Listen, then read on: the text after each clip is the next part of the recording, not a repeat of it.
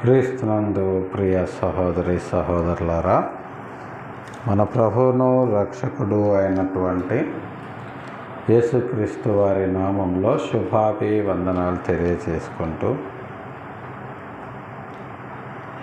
ఈ ఆదివారపు ఆరాధన కార్యక్రమాన్ని ప్రారంభించుకుందామండి. ఈరోజు ఆరాధనలో భాగంగా దేవుడు మనకు అనుగ్రహించినటువంటి వాక్య భాగము అపోస్తలుడైనటువంటి పౌలు గారు కొలస్సీ సంఘానికి రాసినటువంటి పత్రిక 1వ అధ్యాయము 16వ వచనము నుండి 23 వరకు చివరి వరకు ఈరోజు మనము ధ్యానిద్దాం. కొలస్సీ పత్రిక 1వ అధ్యాయము 16వ వచనము నుండి చివరి వరకు. ఏలయనగా ఆకాశమందున్నవియు భూమి అందున్నవియు దృశ్యమైనవి కానీ అదృశ్యమైనవి కానీ, అవి సింహాసనములైనను ప్రభుత్వములైనను ప్రధానులైనను అధికారములైనను సర్వమును ఆయన యందు సృజింపబడెను. సర్వమును ఆయన ద్వారాను ఆయనను బట్టి సృజింపబడెను. ఆయన అన్నిటికంటే ముందుగా ఉన్నవాడు. ఆయనే సమస్తమునకు ఆధారభూతుడు. సంఘము అను శరీరమునకు ఆయనే శిరస్సు. ఆయనకు అన్నింటిలో ప్రాముఖ్యము కలుగు నిమిత్తము ఆయన ఆది అయ్యుండి మృతులలో నుండి లేచుటలో ఆది సంభూతుడాయెను.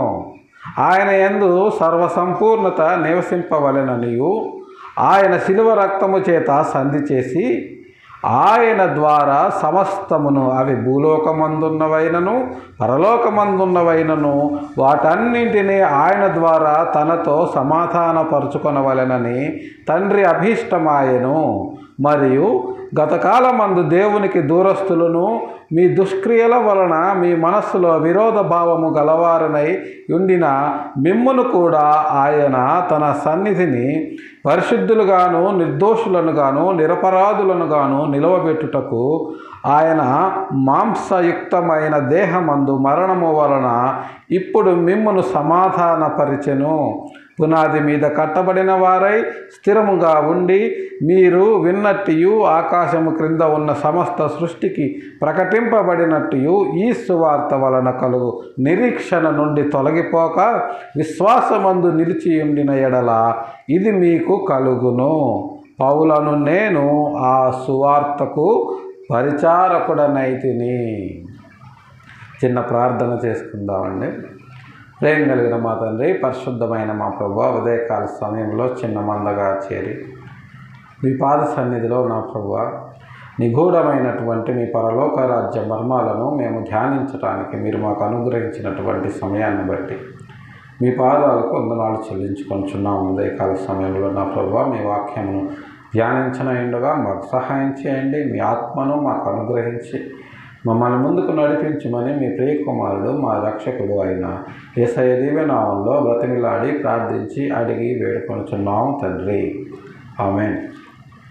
క్రీస్తునందు ప్రియ సహోదరి సహోదరులారా, గత కొన్ని దినాలుగా ఇంటర్నెట్లో రాధా మనోహర్ దాస్ అనేటటువంటి ఒక వ్యక్తి యేసుక్రీస్తు వారిని కూర్చున్నటువంటి అనేకమైనటువంటి అసందర్భ ప్రేలాపనలు పేలుతూ అనేక రకాలుగా అతనొక్కడే కాదు, అనేక మంది క్రీస్తును వ్యతిరేకించే వాళ్ళు,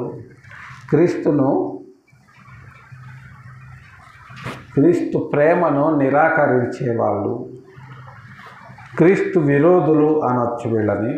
వీళ్ళందరూ కూడా కొన్ని దినాలుగా ఇంటర్నెట్లో యేసుక్రీస్తు 3 మేకులు పీక్కోలేకపోయాడు, ఒక చేతగాని వానిలాగా సిలువలో చనిపోయాడు, అతనేమీ చేతగాక అతన్ని చంపే వాళ్ళని క్షమించమని ప్రార్థించాడు, ఇలాంటి మాటలు చేతగాని వాళ్ళే చేస్తారు, అతను దేవుడే అయితే, అతను శక్తిమంతుడే అయితే శిలువ మీద నుంచి తన్ను తాను రక్షించుకొని అతన్ని శిక్షించడానికి వచ్చిన వాళ్ళని అందరినీ కూడా చంపివేయాలి కదా. దేవుడు అంటే ఏం చేయాలి? దేవుడంటే దుష్ట శిక్షణ, శిష్ట రక్షణ చేయాలి. కానీ ఇతను ఏమీ చేతగాని వాడిలాగా చనిపోతే ఇతను దేవుడు ఎలా అవుతాడు అనేటటువంటి ఒక పిచ్చి ప్రేలాపనను ఇంటర్నెట్లో గత కొన్ని నెలలుగా క్రీస్తు విరోధులు అనబడే వాళ్ళు క్రీస్తుని గురించి మాట్లాడటము మనము చూస్తూ ఉన్నాం. అయితే ఆయన ఎందుకు చనిపోవాల్సి వచ్చిందో, మనకు దేవుడిని పరిశుద్ధ వాక్యమును ఎరిగిన వారముగా ఆయన ఎందుకు చనిపోవాల్సి వచ్చిందో మనకు తెలుసు. వాళ్ళు అనేది ఏంటంటే దేవుడు అంటే హీరోలాగా ఉండాలి, హీరోయిజం చూపించాలి. కానీ యేసుక్రీస్తు వారు ఎక్కడ కూడా హీరోయిజం చూపించలేదు. ఒక చేతగాని వాడిలాగా చనిపోయాడు అనేది వాళ్ళ కంటికి కనిపించిన దానిని బట్టి, వాళ్ళకున్నటువంటి పరిజ్ఞానాన్ని బట్టి, లోక జ్ఞానమును బట్టి వాళ్ళు మాట్లాడేటటువంటి మాటలు యేసుక్రీస్తు వారిని గురించి. అయితే అసలు హీరో అంటే ఎలా ఉంటాడో,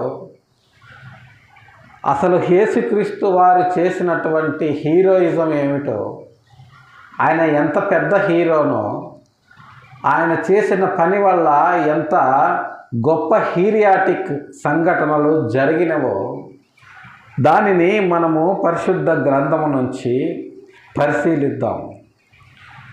అందులో మొదటగా మనము చూడవలసినది ఏమిటంటే, మనం చదివినటువంటి వాక్య భాగమును బట్టి కొలస్సీ పత్రిక 1వ అధ్యాయము 16వ వచనములో మొదటగా పౌలు గారు ఏం చెప్తున్నారు యేసుక్రీస్తు వారి గురించి అంటే, ఏలయనగా ఆకాశమందున్నవియు భూమి అందున్నవియు దృశ్యమైనవి కానీ అదృశ్యమైనవి కానీ అవి సింహాసనములైనను ప్రభుత్వములైనను ప్రధానులైనను అధికారములైనను సర్వము ఆయన యందు సృజింపబడెను. సర్వమును ఆయన ద్వారా ఆయనను బట్టి సృజింపబడెను అని పౌలు గారు చెప్తున్నారు. ఇక్కడ సృష్టి యావత్తు కూడా ఆయనను బట్టి ఆయన ద్వారానే సృజింపబడిందని, అందులో సింహాసనములున్నవి, ప్రభుత్వములున్నవి, కనిపించే సింహాసనములున్నవి, కనపడని సింహాసనములు కూడా ఉన్నవి. కనిపించే ప్రభుత్వాలు ఉన్నవి, కనపడని ప్రభుత్వాలు కూడా ఉన్నవి.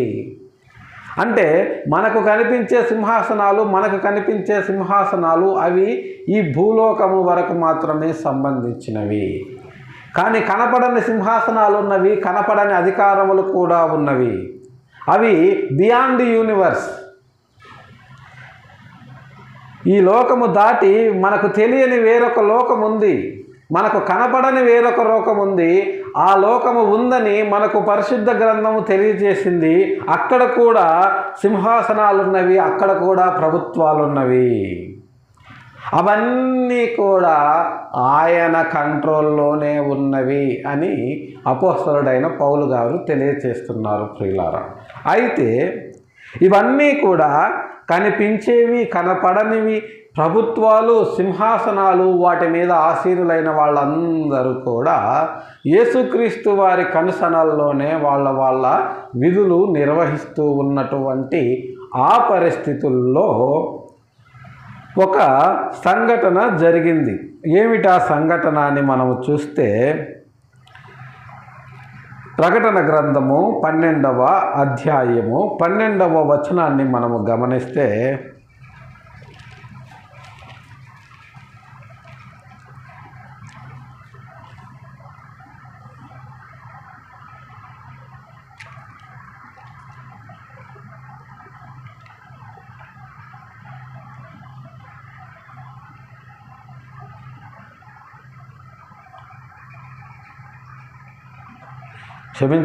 ప్రకటన గ్రంథము 12వ అధ్యాయము 8వ వచనము చూసి మనము 12వ వచనానికి వద్దాం. ఆ ఘట సర్పమును దాని దూతలను యుద్ధము చేసిరి గాని గెలవలేకపోయిరి, కనుక పరలోకమందు వారికి ఇక స్థలము లేకపోయెను. పరలోకమందు ఆ ఘట సర్పానికి దాని దూతలకు స్థలము లేకపోయెను.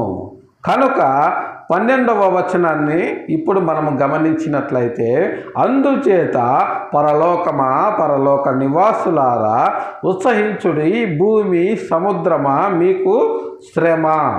అపవాది తనకు సమయము కొంచెమే అని తెలుసుకొని బహుక్రోధము గలవాడై మీ యొద్దకు దిగి వచ్చి ఉన్నాడని చెప్పెను. చూడండి, కొలస్సీ పత్రికలో తెలియజేసిన విధముగా సింహాసనములు, ప్రభుత్వములు అన్నీ కూడా యేసుక్రీస్తు వారి కన్సర్న్లో పనిచేస్తూ ఉన్నప్పుడు పరలోకములో పెద్ద యుద్ధము జరిగింది. ఆ యుద్ధం ఎందుకు జరిగింది అనేది మనకు తెలుసు.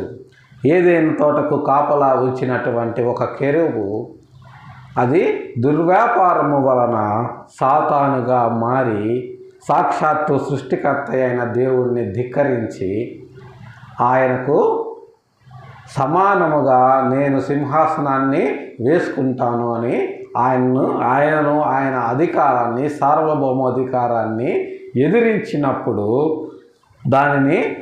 దానికి సపోర్ట్ చేసేటటువంటి అనేక మంది దూతలను వెంట తెచ్చుకొని సాక్షాత్తు సృష్టికర్త అయిన దేవుని మీద తిరుగుబాటు బావుట ఎగరవేసినప్పుడు దేవుడు దానిని పరలోకములో చితక్కొట్టాడు. చితక కొట్టి ఏం చేశాడు ఆయన? పాతాళములో చీకటి గల బిలములో దానిని బంధించి వేశాడు. పాతాళములో చీకటి గల బిలములో దాన్ని బంధించి వేసిన తరువాత సృష్టికర్త అయిన దేవుడు భూమి మీద తనకు పిల్లలు కావాలని అనుకున్నాడు. ఆ క్రమంలో భాగంగా ఆదాము గారిని నేలమంటి నుంచి నిర్మించాడు. ఆదాము గారిని నేలమంటి నుంచి ఎప్పుడైతే నిర్మించాడో వెంటనే ఆదాము గారిని అడ్డం పెట్టుకొని అది బెయిలు తీసుకొని వచ్చింది. దేవుడిని బెయిలు అడిగింది.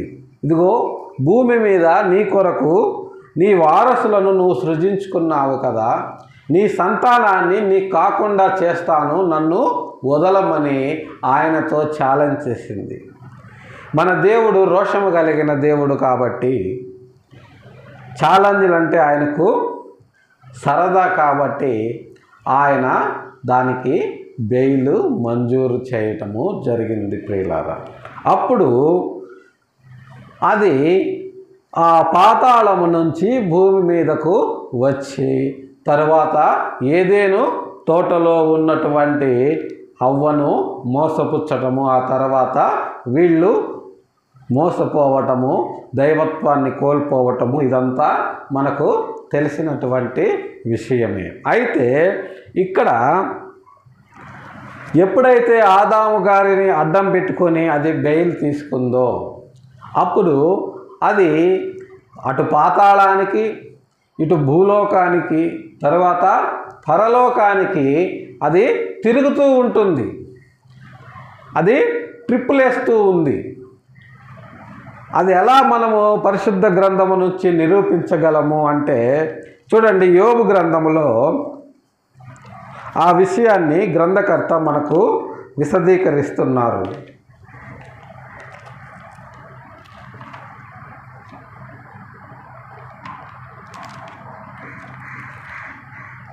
యోబు గ్రంథము 1వ అధ్యాయము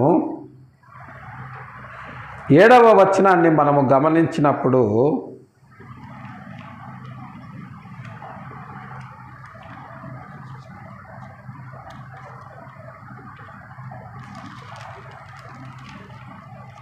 కొలస్సీలకు రాసిన పత్రికను మూసివేయకండి, అది అలాగే ఉంచండి. యోబు గ్రంథము 1వ అధ్యాయము 7వ వచనాన్ని చూస్తే, యెహోవా నీవు ఎక్కడ నుండి వచ్చితివని వానిని అడుగగా అపవాది భూమి మీద ఇటు అటు తిరుగులాడుచు అందులో సంచరించుచు వచ్చి తినని యెహోవాకు ప్రత్యుత్తరమిచ్చెను. చూడండి, పరలోకములో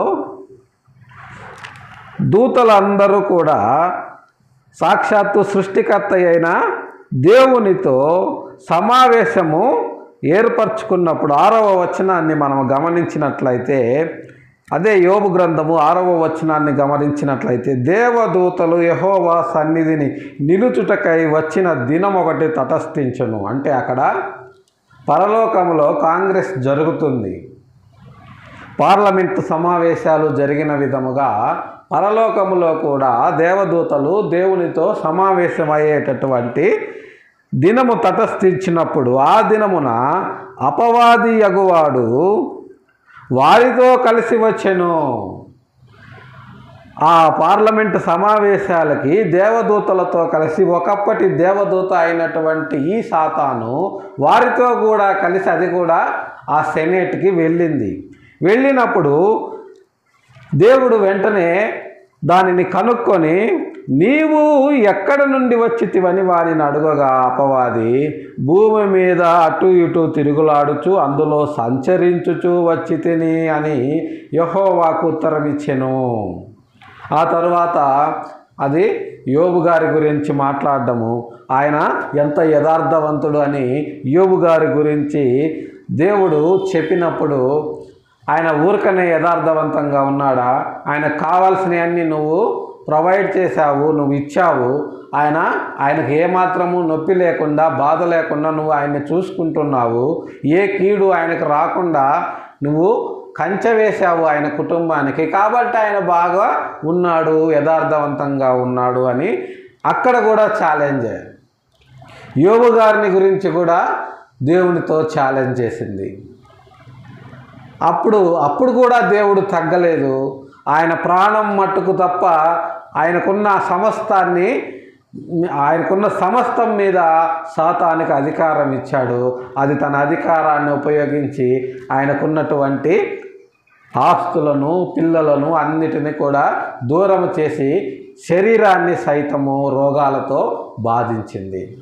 అయినా కూడా యోబు గారు దేవుని యందలి విశ్వాసాన్ని, తన యథార్థతను ఆయన వీడలేదు.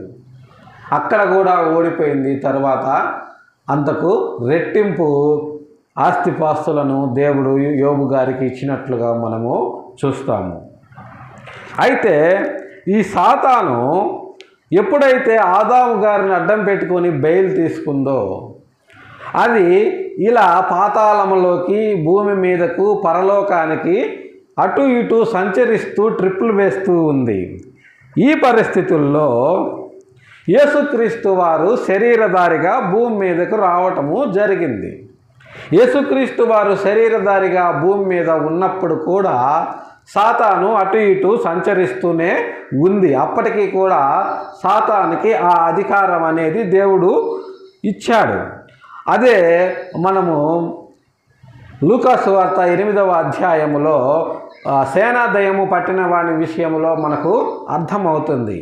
అక్కడ సేనాదయము రెఫరెన్స్ వద్దులేండి, మనకంత సమయం లేదు.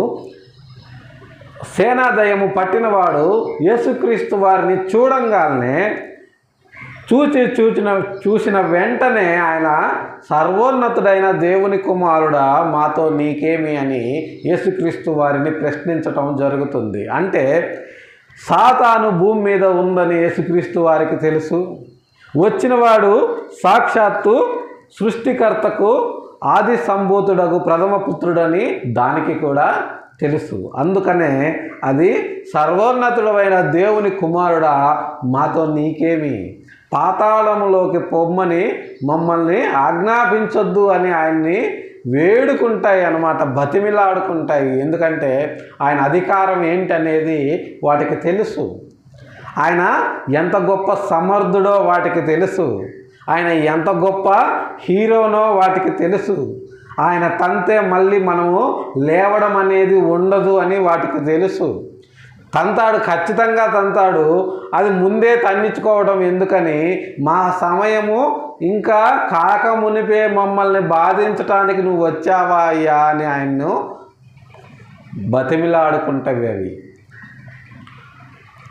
అదే విషయాన్ని ఇక్కడ పౌలు గారు మనకు తెలియచేస్తున్నారు ప్రియులారా. ఇప్పుడు ఈ సాతాను అలా పాతాళంలోకి ఇట్లా భూమి మీదకి మళ్ళా సెనేట్ కాంగ్రెస్ అయ్యేటటువంటి కాంగ్రిగేషన్ టైంలో అక్కడికి దాని ఇష్టం వచ్చినట్లుగా అటు పరలోకానికి ఇటు భూమి మీదకి ఇటు పాతాళానికి అది తిరుగుతూ ఉంటే ఎంత డిస్టర్బెన్స్గా ఉంటుంది, దేవుని కార్యక్రమాలకు ఎంత ఆటంకముగా ఉంటుంది. దేవుడు దాన్ని ఆ డిస్టర్బెన్సెస్ని భరిస్తూ ఉన్నాడు. ఎందుకంటే భూమి మీద మనిషిని అడ్డం పెట్టుకొని అది పాతాళం నుంచి వచ్చింది ఊరుకుంటుందా? ఉండడం లేదు. అటు పాతాళంలోకి వెళ్తుంది, అక్కడ వాళ్ళని రెచ్చగొడుతుంది, భూమి మీదకి వచ్చింది, మనుషుల్ని దేవునికి వ్యతిరేకంగా చేసే ప్రయత్నాలు చేస్తుంది. అందులో ఆల్మోస్ట్ సక్సెస్ అయ్యింది.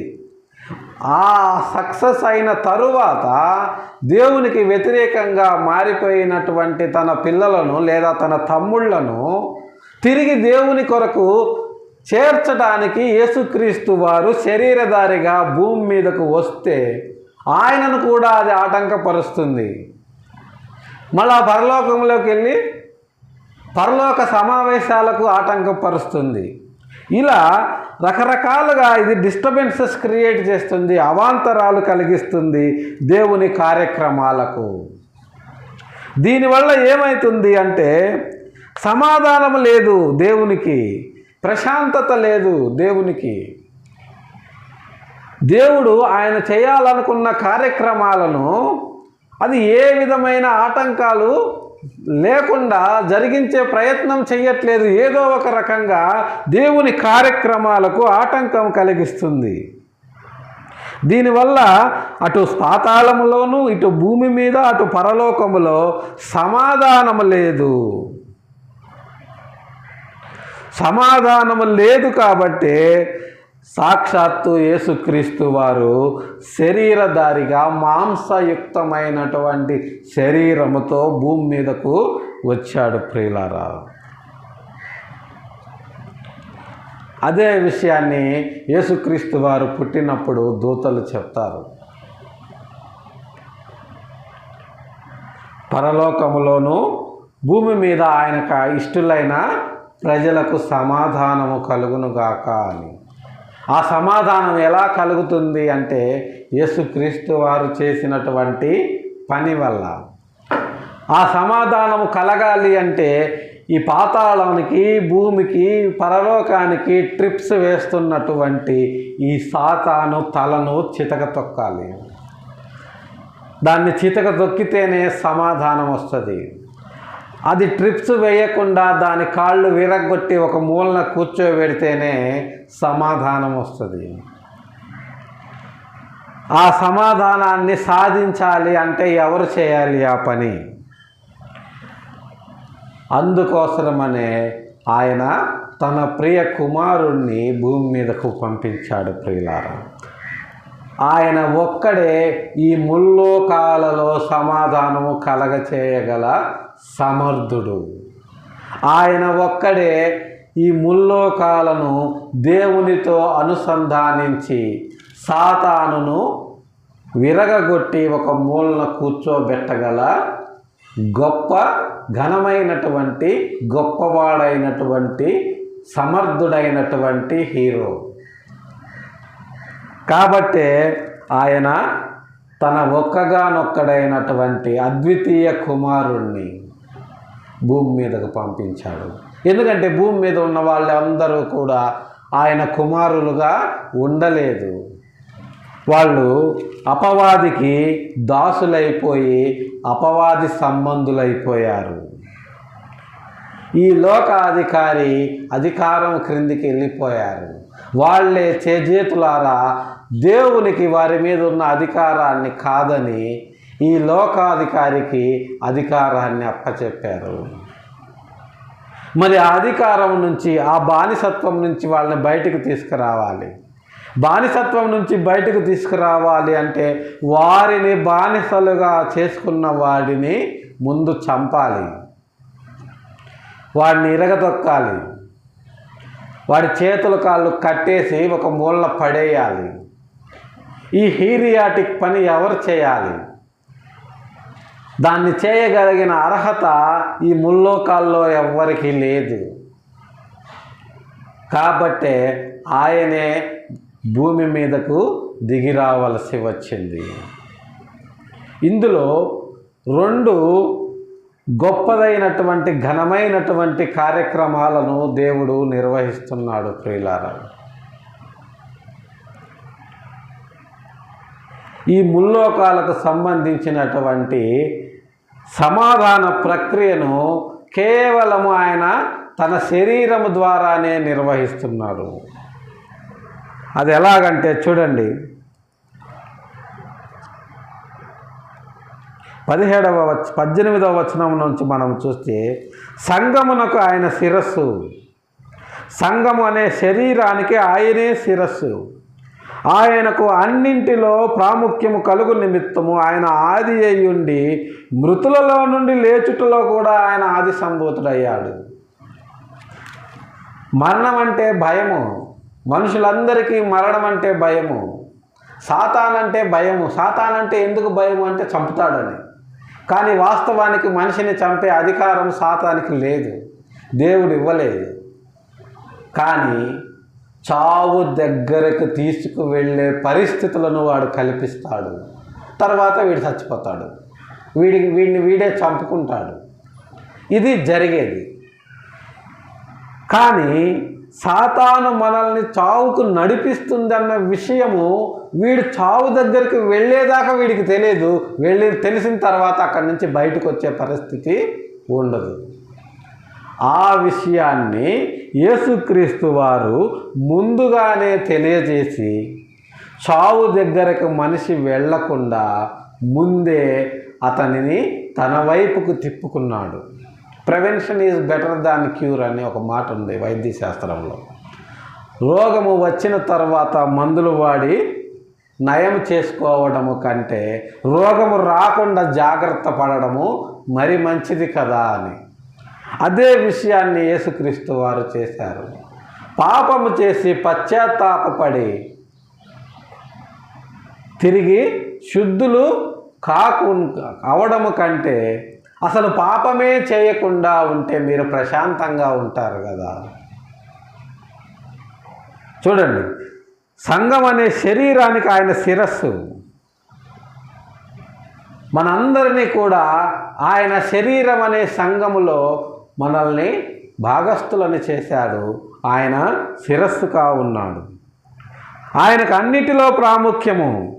అటు పాతాళంలో, ఇటు భూమి మీద, అటు పరలోకములో అన్నింటిలో ఆయనకు ప్రాముఖ్యము. అందునిమిత్తమే ఆయన ఆది అయి ఉండి మృతుల్లో నుండి లేచుట్లో కూడా ఆయన ఆది సంభూతుడయ్యాడు. మరణాన్ని జయించుట్లో కూడా ఆయనే మొట్టమొదటి వాడయ్యాడు. అందుకోసమనే ఈ భూమి మీద చనిపోయిన వారిని తిరిగి లేపినటువంటి ప్రవక్త ఎవరైనా ఉన్నాడా అని మనం ఆలోచిస్తే చరిత్రలో ఏ ఒక్క ప్రవక్త లేరు. మొట్టమొదటగా ఈ భూమి మీద చనిపోయిన వాళ్ళని తిరిగి లేపిన వ్యక్తి యేసుక్రీస్తు వారు మాత్రమే. అఫ్కోర్స్ తర్వాత వాళ్ళు వయసు అయిపోయిన తర్వాత చనిపోయారు. మళ్ళీ ఆ తర్వాత వాళ్ళు మళ్ళీ బతకలేదు. కానీ యేసుక్రీస్తు వారు మాత్రము ఆయన మరణాన్ని జయించి తిరిగి లేచాడు. ఇప్పుడు ఎప్పుడు ఆయన సజీవుడుగా ఉన్నాడు. చూడండి ప్రియులారా, ఆయన యందు సర్వ సంపూర్ణత నివసించవలనని ఆయన శిలువ రక్తము చేత సంధి చేసి ఆయన ద్వారా సమస్తమును, అవి భూలోకమందున్నవైనను పరలోకమందున్నవైనను, వాటన్నిటిని ఆయన ద్వారా తనతో సమాధాన పరుచుకొనవలెనని తండ్రి అభీష్టమాయెను. ఇది తండ్రి అభీష్టము. తండ్రికి సమాధానం లేదు. ఎందుకంటే వీడు డిస్టర్బ్ చేస్తున్నాడు. ప్రతిసారి వచ్చి ఏదో ఒకటి కెలుకుతున్నాడు. పరలోకంలో సమావేశం జరిగితే వెళ్తాడు. ఎందుకు వచ్చావురా అంటే అదిగో పలానాడు గురించి చెప్పడానికి వచ్చానన్నాడు. సరే, భూమి మీద ఆదామును చేస్తే వచ్చాడు. ఇప్పుడు ఎందుకు వచ్చావురా అంటే ఇదిగో నీ పిల్లల్ని నీకు కాకుండా చేస్తాను, దమ్ముంటే ఆపుకో అంటున్నాడు. ఇట్లా దేవుణ్ణి అన్ని రకాలుగా డిస్టర్బ్ చేస్తుంది సాతాను. దానివల్ల ఆయన ఇరిటేట్ అవుతున్నాడు. ఆయనకు సమాధానం కావాలి, ఆయన అనుకున్నవన్నీ జరగాలి. ఆయన అనుకున్నవన్నీ జరగాలి అంటే ఈ డిస్టర్బెన్స్ ఉండకూడదు. ఈ డిస్టర్బెన్స్ ఉండకుండా చేయడం కోసమని, వారి తలకాయని చితక్కొట్టడం కోసమని ఆయన తన అద్వితీయ కుమారుణ్ణి భూమి మీదకు పంపించాడు. ఆయన ఏం చేశాడు అంటే, ఆయన సర్వసంపూర్ణత కలిగిన వానిగా, సంపూర్ణ మానవునిగా, సంపూర్ణ దేవునిగా శిలువ రక్తము చేత ఆయన సంధి చేశాడు. ఇటు సృష్టికి, అటు దేవునికి, ఇటు మనుషులకి, అటు ధర్మశాస్త్రానికి. ఇన్ని పనులు ఒక్క శిలువ కార్యముతోటి జరిగినాయి ప్రియులారా. ఇంత విషయం ఉంది యేసుక్రీస్తు వారి శిలువ కార్యక్రమానికి. ఇంత బ్యాక్గ్రౌండు, ఇంత ప్రణాళిక ఉంది యేసుక్రీస్తు వారి శిలువ మరణానికి. ఇదేది తెలియనటువంటి మూర్ఖులైన మతోన్మాదులు ఏం చేస్తున్నారు అంటే, శిలువలో చేతగాని వాళ్ళలాగా చనిపోయాడని మాట్లాడుతున్నారు. అయితే ఆయన శిలువ మరణము చేత సంధి చేశాడు. ఎందుకంటే ధర్మశాస్త్రాన్ని ఆయన నెరవేర్చాడు. మనుషులకి, దేవుడికి అడ్డంగా ఉన్నటువంటి ధర్మశాస్త్రం అనే తెరను చింపివేశాడు. అడ్డు గోడలను పడగొట్టాడు. మనుషుల్ని డైరెక్ట్గా దేవునికి దగ్గర చేశాడు. ఆ తరువాత పరలోకములో కూడా ఆయన సమాధానాన్ని కలుగజేశాడు. ఎందుకంటే ఆయన మృత్యుంజయుడై లేచినప్పుడు సాతాను చితకగొట్టబడింది. సాతాను అందరినీ మరణానికి నడిపించి నేను సక్సెస్ అయ్యాను అనుకుంటుంది. కానీ మరణపాత్రులైన వారిని ఆయన తన రక్తముతో జీవింపజేసి, ఆయన శిలువ మరణము ద్వారా మరణపాత్రులమైనటువంటి మనల్ని ఆయన కృపతో నిత్య జీవానికి మనల్ని అర్హులనుగా చేశాడు. ఈ రకంగా దానికి చావు దెబ్బ పడింది. ఇంతవరకు దేవునికి దూరస్థులముగా ఉన్నటువంటి మనల్ని ఆయన శిలువ రక్తము చేత సంధి చేశాడు. దేవునికి మనకి సంధి చేశాడు. దేవుడితో మనల్ని సమాధానపరిచాడు. ఎందుకంటే ధర్మశాస్త్రాన్ని ఆయన ఇచ్చాడు. ధర్మశాస్త్రాన్ని మనము నెరవేర్చలేకపోయాము. సాక్షాత్తు ధర్మశాస్త్రాన్ని స్వయంగా అందుకున్న ఇశ్రాయేలీయులే నెరవేర్చలేదు. మనమైతే ఇంకా చెప్పనవసరం లేదు. మరి ఈ పరిస్థితుల్లో లోకములో ఉన్నటువంటి ఆయన పిల్లలందరూ తిరిగి ఆయన్ని ఎలా చేరుకుంటారు? ఆయనకి ఈ లోకంలో ఉన్న పిల్లలకి ఎవరు సమాధానపరుస్తారు? ఎవరైనా సరే ఒకరిని చంపాలని వచ్చినప్పుడు మధ్యలో మనం వెళ్ళి ఒక్క నిమిషం ఆగండి అని మనం ఆపితే, వాళ్ళని సమాధానపరిస్తే చంపాలనుకున్నవాడు చల్లబడతాడు. చావుకు దగ్గరగా ఉన్నవాడు చావు నుంచి తప్పించుకుంటాడు. అందుకే ఆయనకు సమాధానకర్త అని పేరు. ఆ పని యేసుక్రీస్తు వారు చేశారు ప్రియులారా. ఒక్కడే వచ్చి ప్రపంచ ప్రజలందరినీ చావు నుంచి రక్షించడం అనేది చిన్న పనే? ఈ ప్రపంచంలో ఉండే ఏ హీరో కూడా ఇంత గొప్ప పని చేయలేడు. అది యేసుక్రీస్తు యొక్క ఒరిజినల్ హీరోయిజం. ఒకడి కోసం ప్రాణాలు ఇచ్చేవాడు హీరో, కానీ ఒకడిని కాపాడటానికి తన ప్రాణాన్ని సైతం లెక్క చేయకుండా ఇచ్చేవాడు హీరోనా? లేదా వీళ్ళ మీసాలు వీళ్ళు తిప్పుకుంటూ, వీళ్ళ తొడలు వీళ్ళు కొట్టుకుంటూ ఇతరులను మృగాల్లాగా పడి కత్తులతో నరికేవాడు హీరోనా? మనం ఆలోచించాలి ప్రియులారా. ఈ మూర్ఖులైన మతోన్మాదులు ఆలోచించాలి. ప్రాణం రక్షించిన వాడు హీరోనా? ప్రాణాన్ని తీసిన వాడు హీరోనా? అది ఒకరి ప్రాణం రక్షిస్తేనే అతన్ని ఎంత గొప్పగానో మనము పొగుడుతాము. అలాంటిది ప్రపంచ ప్రజల ప్రాణాలన్నింటినీ తన శరీరం మీద వేసుకొని తన రక్తాన్ని కార్చి మనల్ని రక్షించాడు అంటే ఇది ఎంత గొప్ప హీరోయిజం. దానివల్ల పరలోకమందున్నవైనను వాటినన్నిటిని గూర్చి ఆయన ద్వారా తనతో సమాధాన పరచుకొనవలెనని తండ్రి అభీష్టాన్ని ఆయన నెరవేర్చాడు.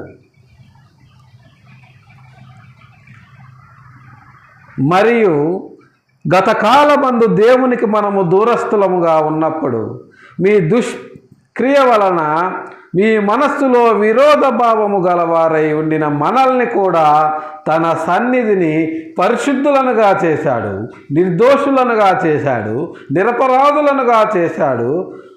సంపూర్ణంగా ఆయన రూపాంతరములోకి మనల్ని మార్చి తీసుకెళ్ళి తండ్రి ఎదుట నిలబెట్టాడు. ఇంత గొప్ప ప్రేమ లోకంలో ఉండే ఏ రక్త సంబంధి కూడా చూపించలేరు ప్రియులారా. ఆ తర్వాత ఏం జరిగిందో చూడండి. ప్రకటన గ్రంథము 12వ అధ్యాయము 12వ వచనాన్ని ఇప్పుడు మనం చూస్తే మనకు స్పష్టంగా ఆ వచనం మనకు బాగా అర్థమవుతుంది. అందుచేత పరలోక నివాసులారా ఉత్సహించుడి, భూమి సముద్రమా మీకు శ్రమ. పరలోక నివాసులు ఉత్సహించమంటున్నారు, వాళ్ళు ఆనందించమంటున్నారు.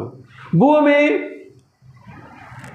సముద్రమా మీకు శ్రమ అంటున్నారు. పరలోకంలో ఆనందం ఎందుకు, భూమి సముద్రానికి శ్రమ ఎందుకు అంటే ఇక పరలోకానికి ట్రిప్పులేసే అవకాశాన్ని యేసుక్రీస్తు వారు దానికి తీసేశారు. ఆయన ఎప్పుడైతే శిలువ మీద మరణించి మరణాన్ని జయించి మరణపు ముళ్ళును విరగగొట్టి తిరిగి లేచాడో అప్పుడు మరణం మీద అధికారం పోయింది దానికి. సో ఇంకా ఎవరి మీద కంప్లైంట్ చేయడానికి దానికి అవకాశం లేదు, ఎవరి గురించి మాట్లాడడానికి అవకాశం లేదు. అప్పుడు ఆదాము గారి గురించి మాట్లాడింది, అప్పటికి యేసుక్రీస్తు వారు సిలువ వేయబడలేదు. యోబు గారి గురించి మాట్లాడింది, అప్పటికి యేసుక్రీస్తు వారు సిలువ వేయబడలేదు. ఇప్పుడు యేసుక్రీస్తు వారు సిలువ వేయబడ్డాడు, మరణాన్ని జయించి తిరిగి లేచాడు. ఇప్పుడు ఎవరి గురించి మాట్లాడుతుంది? ఇంకా లేదు అవకాశం, మాట్లాడే అవకాశం లేదు. కాబట్టి పరలోకానికి వెళ్ళే అవకాశం అంతకంటే లేదు.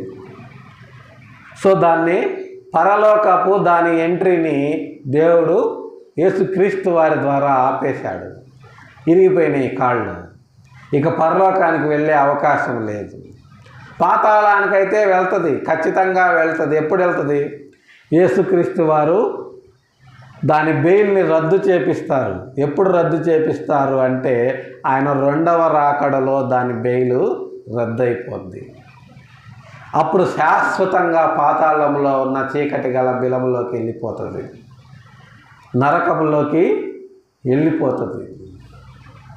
అప్పటి వరకు అదేం చేయాలి? అప్పటి వరకు అదేం చేస్తుంది అంటే పరలోకానికి వెళ్లకుండా దాన్ని చితక తొక్కి పైనుంచి కిందికి నెట్టివేశాడు. పైనుంచి క్రిందికి నెట్టివేసినప్పుడు అందుచేత పరలోక నివాసులారా ఉత్సహించుడి. ఇక పరలోకానికి వాడు రాడు కాబట్టి మీకు ఏ రకమైన డిస్టర్బెన్స్ ఉండదు. మీ కార్యక్రమాలు, మీ సమావేశాలు మీరు నిరాటంకంగా జరిగించుకోవచ్చు. ఎందుకంటే వాడిని రాకుండా ఆయన కుమారుడైనటువంటి యేసుక్రీస్తు వారు చేసేశారు. శిలువ మరణములో ఆయన మృత్యువుని జయించి ఈనాడు మృత్యుంజయుడుగా పరలోకములో తండ్రి కుడిపార్శ్వమున కూర్చున్నాడు. ఇంకా యేసుక్రీస్తు వారిని చూసి ఇంకా అది అడుగు పెట్టదు. యేసుక్రీస్తు వారిని చూసి ఇంకా అది పరలోకానికి అడుగు పెట్టదు. ఎందుకంటే ఏ వ్యక్తి గురించి కంప్లైంట్ చేసే అవకాశం ఇంకా దానికి యేసుక్రీస్తు ఇవ్వలేదు. ఎందుకంటే శరీరాలతో భూమి మీద ఉన్న మనుషులు చేయలేనటువంటి పనులన్నీ కూడా అదే శరీరంతో ఉన్న యేసుక్రీస్తు భూమి మీద చేసేసాడు. శరీరాన్ని ధరించుకున్నాడు, శరీరాశకు లోనవ్వలేదు. శరీరాన్ని ధరించుకున్నాడు, తిండికి లోనవ్వలేదు, తిండికి ఆయన బానిస కాలేదు. శరీరాన్ని ధరించుకున్నాడు, శరీర వాంఛకు గురి కాలేదు. శరీరాన్ని ధరించుకున్నాడు కానీ శరీరాన్ని ఎన్నడూ సుఖపెట్టలేదు. శరీరాన్ని ధరించుకున్నాడు కానీ సింహాసనము కోరుకోలేదు. శరీరాన్ని ధరించుకున్నాడు కానీ ఇతరులకు ఆ శరీరాన్ని ఇచ్చేశాడు కానుకగా. అందుకే ఆయన్ని పరార్థ మానవుడు అంటారు ప్రియులారా. ఎక్కడైనా సరే 40 రోజులు ఆయన ఉపవాసముతో ఉన్నా సరే ఈ రాళ్ళు రొట్టెలు చేసుకొని తినమంటే ఆయన తిన్నాడా? ఆయనకు తెలియదా రాళ్ళను రొట్టెలు చేసుకొని తినాలని? ఇది పోయి చెప్పాలా? ఆ మాత్రం సలహా ఎవరు ఇవ్వలేరు. కానీ ఆయన తినాల్సిన అవసరం ఆయనకుందా? లేదు. కానీ శరీరధారిగా ఆయనగా ఆకలి కొన్నాడు, కానీ ఆయన తినలేదు. వాళ్ళు అడిగారు, ప్రభువా మీరు ఏ ఆహారం తీసుకుంటారని శిష్యులు అడిగారు. దానికి ఆయన ఏం చెప్పాడు? నా తండ్రి చిత్త ప్రకారం జరిగించటమే నాకు మొదట ఆహారం అయి ఉన్నది అని చెప్పాడు. ఇక ఏ శరీరిని గురించి కంప్లైంట్ ఇచ్చే అవకాశము సాతానికి లేకుండా ఆయనే పోయి పరలోకంలో కూర్చున్నాడు. ఇక ఏ ముఖం పెట్టుకొని వీడు పరలోకానికి వెళ్తాడు? ఏ ధైర్యంతో పరలోకానికి వెళ్తాడు? వెళ్ళడు. అందుకోసమనే పరలోక నివాసులారా మీరు ఉత్సహించి సంతోషించండి అని చెప్తున్నాడు యోహాను గారు. అయితే భూమి సముద్రమా మీకు శ్రమ. భూమికి సముద్రానికి ఇక శ్రమ. ఎందుకు భూమికి సముద్రానికి శ్రమ అంటే అపవాది తనకు సమయము కొంచెమే అని తెలుసుకొని బహుక్రోధము గలవాడై మీ యొద్దకు దిగివచ్చి ఉన్నాడు. ఇక దాని టైం అయిపోయింది అని దానికి అర్థమైపోయింది. ఆయన సింహాసనము సిలువనెక్కాడు అంటే నేను పాతాళానికి వెళ్ళిపోతానని దానికి తెలుసు. అందుకనే మ్యాక్సిమం ఆయనకు శిలువ శిక్ష పడకుండా సాతాను కాపాడాలని ట్రై చేసింది, కానీ కుదరలేదు. ఎందుకు కుదరలేదు అంటే అది దేవుని యొక్క అభీష్టమైంది. భూలోకములో ఉన్న సర్వమానవాళి రక్షించబడాలి అంటే ఆయన ఖచ్చితంగా శిలువలో తన విలువైన రక్తాన్ని కార్చేశాడు, మరణాన్ని జయించాడు. ఇప్పుడు తండ్రి కుడిపార్శ్వములో ఉన్నాడు. అయితే ఇక దీని పరిస్థితి ఏంటి? ఇది భూమి మీదకు త్రోసివేయబడింది. ఇక తంతాడు, పరలోకానికి వెళ్తే తంతాడు, వెళ్ళే పరిస్థితి లేదు. ఇక ఏం చేయాలి అంటే భూమి మీదకు నెట్టివేశాడు దాన్ని. భూమి మీదకు నెట్టివేయడం వల్ల అది భూమికి సముద్రానికి శ్రమను కలిగించటానికి వచ్చింది.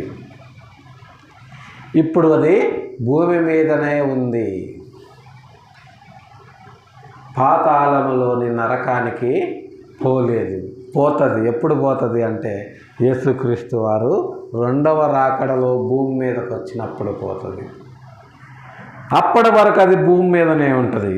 భూమి మీద ఉండి ఏం చేస్తుంది? అది భూమి మీద ఉండి ఏం చేస్తుంది అంటే దానికి తెలుసు, దాని టైం అయిపోయిందని దానికి తెలుసు. అయిపోయిన తర్వాత ఏం జరుగుద్దో దానికి తెలుసు. కాబట్టి అది ఏం చేస్తుంది అంటే బహుక్రోధము గలవాడై మీ యొద్దకు దిగి వచ్చాడు. బహుక్రోధముతో దిగొచ్చింది అది భూమి మీదకి. ఎందుకంటే పరలోకానికి వెళ్ళే అవకాశాన్ని యేసుక్రీస్తు వారు నరికేశాడు. కాబట్టి అది బహుక్రోధముతో భూమి మీదకు దిగొచ్చింది. బహుక్రోధముతో భూమి మీదకు దిగొచ్చి ఏం చేస్తుంది? అది భూమి మీదకు దిగొచ్చి అంటే చూడండి, 1 పేతురు గారు రాసినటువంటి పత్రిక పేతురు గారు రాసినటువంటి మొదటి పత్రిక 5వ అధ్యాయము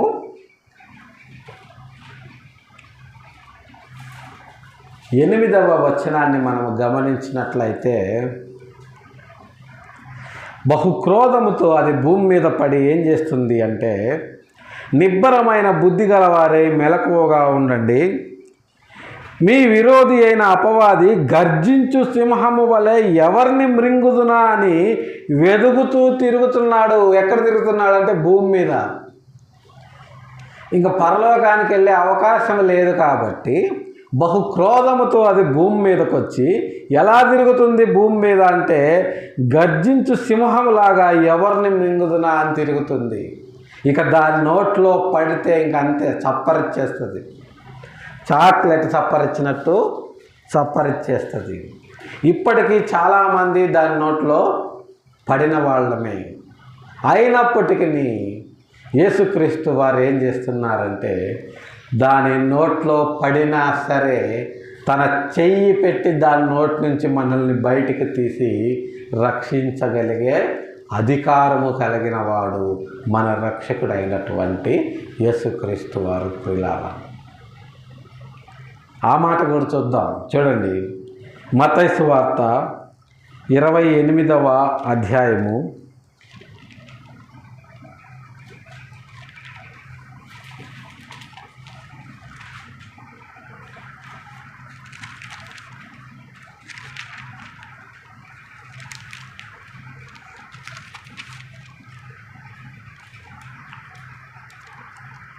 18వ వచనం, 18, 19 వచనాలు చూస్తే, అయితే యేసు వారి యొద్దకు వచ్చి, పరలోకమందును భూమి మీదను నాకు సర్వాధికారం ఇయ్యబడి ఉన్నది, కాబట్టి మీరు వెళ్ళి సమస్త జనులను శిష్యులనుగా చేయండి, తండ్రి యొక్కయు కుమారుని యొక్కయు పరిశుద్ధాత్మ యొక్కయు నామంలోనికి వారికి బాప్తిస్మమిచ్చుచు నేను మీకు ఏ సంగతులు ఆజ్ఞాపించితినో వాటిని అన్నిటినీ గైకొనవలనని వారికి బోధించుడి.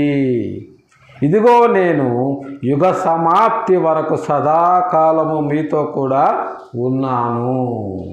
యేసుక్రీస్తు వారు మరణాన్ని జయించి పరలోకానికి ఆరోహణుడయ్యే సమయంలో శిష్యులకు చెబుతున్న మాటలు ఇవి. ప్రియులారా, ఆయన గర్జించు సింహము వలె సాతాను ఈ భూమి మీద తిరుగుతుంటే దాని నోట్లో ఉన్న మనల్ని సైతము ఆయన తన అధికారముతో బయటికి లాగాడు. పరలోకమందును భూమి మీద నాకు సర్వాధికారం ఉంది, కాబట్టి మీరు ఏ పరిస్థితుల్లో ఉన్నా సరే నేను మిమ్మల్ని రక్షించగల సమర్థుడైన హీరోని. మిమ్మల్ని పట్టుకున్నవాడు ఎంత గొప్పవాడైనా సరే, మిమ్మల్ని పట్టుకున్నవాడు ఎంత శక్తివంతుడైనా సరే, మిమ్మల్ని పట్టుకున్నవాడు ఎంత సమర్థుడైనా సరే, వాడి గొప్పతనాన్ని, వాడి శక్తిని, వాడి సమర్థతను తుత్తునీయులుగా చేసి నేను మిమ్మల్ని బయటికి తీసుకొని వచ్చి మిమ్ములను తండ్రి ఎదుట నిర్దోషులుగాను పరిశుద్ధులుగాను నిష్కలంకులుగా నిలబెట్టే బాధ్యత నాది అని యేసుక్రీస్తు వారు మనకు అష్యూరెన్స్, గ్యారంటీ ఇస్తున్నాడు. ప్రియులారా, ఎలా ఇస్తున్నాడంటే చూడండి, మీరు వెళ్ళి సమస్త జనులను శిష్యులనుగా చేయండి, తండ్రి యొక్కయు కుమారుని యొక్కయు పరిశుద్ధాత్మ యొక్కయు నామములోనికి వారికి బాప్తిస్మం ఇవ్వండి. మీరు బాప్తిస్మం ఇస్తే చాలు, వాళ్ళు నా కన్సర్న్లోకి వచ్చేస్తారు. నేను వాళ్ళ చుట్టూ నా కంచెను వేస్తాను.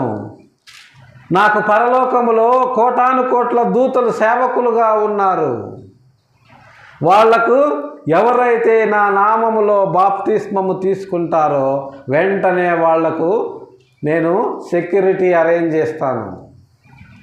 భూమి మీద మనకు ప్రాణహాని ఉంటే మాకు సెక్యూరిటీ కల్పించండి అని మనము మన జిల్లా ఎస్పీకి లెటర్ పెడతాము. అలాగనే మన ఆత్మలకు హాని కలిగించే పరిస్థితుల్లో మనం ఎప్పుడైతే యేసుక్రీస్తు అనేటటువంటి గొప్ప హీరో నామములో బాప్తిస్మము తీసుకొని ఆయన పంచన చేరతామో అప్పుడు ఆయన పరలోకం నుంచి మనకు సెక్యూరిటీని అరేంజ్ చేస్తారు ప్రియులారా. ఇది ఆయన అధికారము, ఇది ఆయన యొక్క హీరోయిజము. కాబట్టి నేను మీకు ఏ ఏ సంగతులను ఆజ్ఞాపించితినో వాటన్నింటిని కూడా వాళ్ళు గైకొనాలని మీరు వాళ్ళకు బోధించండి. వాటన్నిటిని వాళ్ళు గైకొనినప్పుడు నేను వాళ్ళకు కావలసినవన్నీ కూడా సమకూరుస్తాను, వాళ్ళని క్షేమంగా పరలోకానికి చేరుస్తాను. నేను యుగ సమాప్తి వరకు, యుగ సమాప్తి అంటే ఆయన రావాలి లేదా మనము వెళ్ళాలి. మనము వెళితే మనము సమాప్తి, మన భూమి మీద మన జీవితకాలం సమాప్తి అవుతుంది. ఆయనే స్వయంగా తిరిగి వస్తే యుగ సమాప్తి అయిపోతుంది ప్రియులారా. కాబట్టి యుగ సమాప్తి వరకు సదాకాలము మీతో కూడా ఉన్నాను. సిలువ మీద చనిపోయానని మీరు అనుకోవద్దు. సిలువ మీద చాతగాని వాడిలాగా చనిపోయాడని ఎవరైనా అనుకుంటే అంతకంటే మూర్ఖుడు ఇంకొకడు ఉండడు. కాబట్టి సదాకాలం నేను మీతో ఉన్నానని మనకు అష్యూరెన్స్ ఇచ్చినటువంటి మన రక్షకుడైన యేసుక్రీస్తు వారి నామములో మనము బాప్తిస్మము తీసుకొని ఆయన ఇచ్చేటటువంటి నిత్య జీవాన్ని మనము పొందుకోవాలని చెప్పి మన ప్రభువును రక్షకుడు అయినటువంటి యేసుక్రీస్తు వారి నామములో ప్రేమపూర్వకంగా తెలియజేస్తూ ఈ కొద్ది మాటలు దేవుడు మన వినికిడిలో దీవించినట్లు ప్రార్థన చేసుకుందాం. ప్రేమ కలిగిన మా తండ్రి, పరిశుద్ధమైన మా ప్రభువా, గడిచిన పరిశుద్ధ దినం నుంచి నేటి పరిశుద్ధ దినం వరకు మా పనిబాటల్లో ప్రయాణాల్లో మాకు తోడు నీడగా ఉండి నేటి పరిశుద్ధ దినమున మీ పాద సన్నిధికి చేర్చి మిమ్మల్ని స్తుతించి ఆరాధించి లోతైనటువంటి మీ పరలోక రాజ్య మర్మాలను మీరు ఏ విధంగా అయితే మా కొరకు సిలువలో మీ విలువైన రక్తాన్ని కార్చి అపవాది యొక్క అధికారాన్ని, అపవాది యొక్క శిరస్సును మీరు చితక తొక్కి నా ప్రభువా, మీ మాంసయుక్తమైన శరీరముతోటి మా శరీరాలను మా ఆత్మలను రక్షించి దేవునికి విరోధముగా ఉన్నటువంటి మమ్ములను మీరు సమాధానపరిచి భూమి మీద పరలోకములో సమాధానాన్ని నెలకొల్పిన మా సమాధానకర్తయగు యేసుక్రీస్తు వారికి, ఆయనను మా కొరకు అనుగ్రహించిన మా తండ్రి అయిన దేవునికి ఆయన నామములో కృతజ్ఞతాస్తుతులు చెల్లించుకొంచున్నాం. ఈ ఉదయకాల సమయంలో నా ప్రభువా, చేరి వచ్చిన బిడ్డలందరినీ మీరు రెక్కల చాటును భద్రపరిచి కాపాడండి నా తండ్రి. వారి వారి అవసరతల అక్కర్లన్నింటినీ తీర్చి మీరు ఘనతను, మహిమను, ప్రభావమును పొందగలరని అలాగే నా ప్రభువా, ఉదయకాల సమయంలో దిక్కులేని వారి కొరకు, దీన దరిద్రుల కొరకు, విధవరాండ్ల కొరకు మీ పాద సన్నిధిలో విజ్ఞాపన చేయుచున్నాం. సహాయం చేయండి. వారి వారి అవసరతల అక్కర్లన్నింటినీ తీర్చి మీరు ఘనతను, మహిమను, ప్రభావమును పొందగలరని అలాగే వ్యాధి బాధలతో బాధపడుతూ స్వస్థత కొరకు మీకు మొరపెట్టుచున్న వారి విషయమై మీ పాద సన్నిధిలో విజ్ఞాపన చేయుచున్నాం. సహాయం చేయండి. మీ చిత్తమైతే మీ గాయపడ్డ హస్తముతో వారిని ముట్టి వారికి స్వస్థతను అనుగ్రహించగలరని అలాగే నా ప్రభువా, ఈ మధ్యాహ్నకాల సమయంలో నా తండ్రి ఇంకా నా ప్రభువా, సార్వత్రిక సంఘంలో జరుగుతున్నటువంటి అనేకమైన ఆరాధనల విషయమై మీ పాద సన్నిధిలో విజ్ఞాపన చేయుచున్నాం. సహాయం చేయండి. మీ చిత్తమైతే నా ప్రభువా, మీ వాక్యము విరివిగా విత్తబడి అనేకుల హృదయాల్లో కార్యము జరిగించినట్టు సహాయం చేయగలరని అలాగే గడిచిన 24 గంటల్లో, గడవ 24 గంటల్లో తెలుసో తెలియకో మీకు ఆయాసకరమైన మార్గం ఏదైనా మా జీవితాల్లో ఉన్న ఎడల దయతో మమ్మల్ని క్షమించి మన్నించగలరని, మీ చిత్తమైతే మరి యొక్క పరిశుద్ధ దినాన్ని మాకు అనుగ్రహించి మమ్మల్ని ముందుకు నడిపించమని మీ ప్రియ కుమారుడు మా రక్షకుడు అయినటువంటి యేసయ్య దివ్యనామంలో బ్రతిమిలాడి ప్రార్థించి అడిగి వేడుకొనుచున్నాము తండ్రి. ఆమేన్.